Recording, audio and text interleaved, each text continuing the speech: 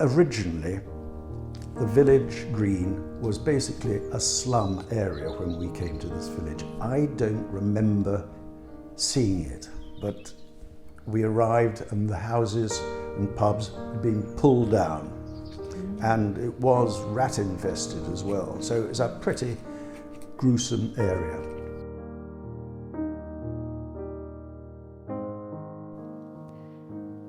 Bouth is a little village hidden away in Cumbria, not far from Newby Bridge.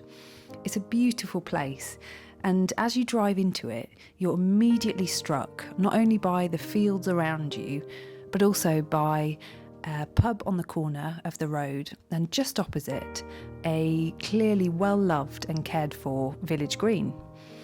And the village green was built in the late 1960s and 70s by the local community. They had this idea that they could turn a space of slum clearance in the middle of the village, which had been really dark and dingy, into something green and social, a central space for people to meet, relax, play and spend time together.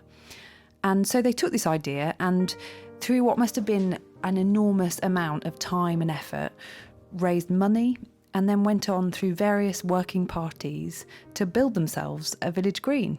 And although both the village and the green has changed a lot since it was first built, it's still there and it remains an asset to them, even to this day. I think the really interesting thing is you're almost like, if you move here, you're almost sort of wrapped in this welcome when you get here, which was really nice. Everyone was interested where we came from, what we wanted to do, but the hub has always been the pub. So we met most of the people in the village through the pub. Because Friday night is village night, so everyone goes in at 6:30 on a Friday night. So that was our first experience of meeting people. Couldn't remember any of their names. And then the other hub is the village green. So that's the two things. And actually, over the last sort of 18 months, over the whole COVID thing, the village green's been so much more important in many ways for gatherings than before, because our pub wasn't available to us for months. The chairman of the parish council put to the rural district council that we could get together as villagers and produce a village green. There was a lot of debate about it in the pub, meetings before the village green committee was formed. So it was money raised by the people in the village. What they did, they had bring and buy sales in the village hall, they had quizzes in the local pub, all small amounts of money coming in, and then I organised for 3 years running 10-mile sponsored walks, and we would have practically every youngster in the village going for these 10-mile walks. It was quite good with their parents, and then we had a 10-mile walk, a 5-mile walk and a 3-mile walk depending on the age group, so we had the old age pensioners doing it as well. So we raised a tremendous amount of money.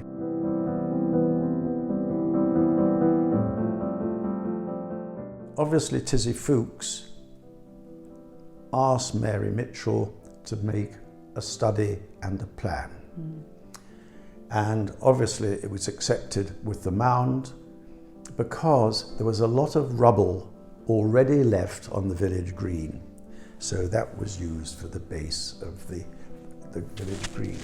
The object of the exercise was to have a quiet area at the top where elderly people could read and relax and perhaps let their children play on the village green. How Mary Mitchell came to be involved in this project isn't entirely clear. Letters show a familiarity between herself and Tizzy Fuchs, one of the locals who was a leading figure in this village green project. But there are also connections between Mitchell and Stanley Jeeves, who was also a well-known local figure, and the Lancashire CPRE representative.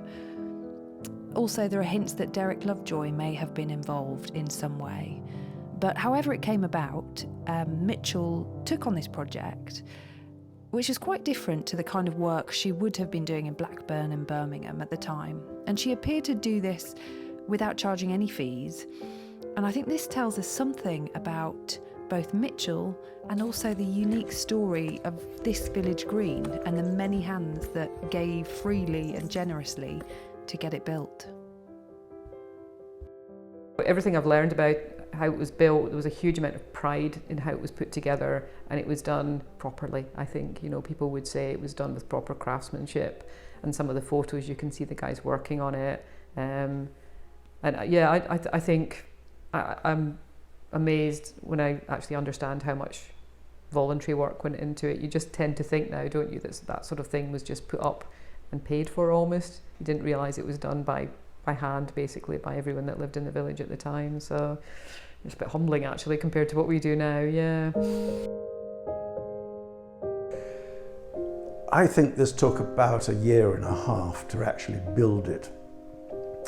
And we had to import a tremendous amount of stone to build the walls, the fences, around the fences, and to get the levels right. And so the villagers on Sundays, for about 4 or 5 weeks, a tractor and trailer from the local farm came, and we removed a whole of a wall opposite Bouth farm going across where the village tree is, the big beautiful tree of the village. We removed that. Practically everybody in the centre of the village, all around here, around the centre of the village, everybody took part. You know, the publican supplied drinks on Sunday free of charge. People brought thermoses, people brought cakes, and we'd start at 10 o'clock on a Sunday and finish at 1 o'clock. And then during the week, perhaps in the summer, we'd have work parties, bringing more stone in, levelling off. And then when the tarmac arrived, I remember we had to put it down within kind of 24 hours. It was spread more or less in the areas that we wanted in piles, but it was a lot of very hard work in a hot summer's weekend, I think it was, and we had people working there. Then I had to get a roller from somewhere to roll it, to make it flat, and that took about three days to do, going backwards and forwards the roller. We didn't employ a contractor to do it, we did it ourselves. We just had the tarmac delivered, and we took it and wheeled it up the mat up to the top of the mound. It was hard work, but everybody, you know, mucked in, and it always has done. That's the marvellous thing. It's community effort.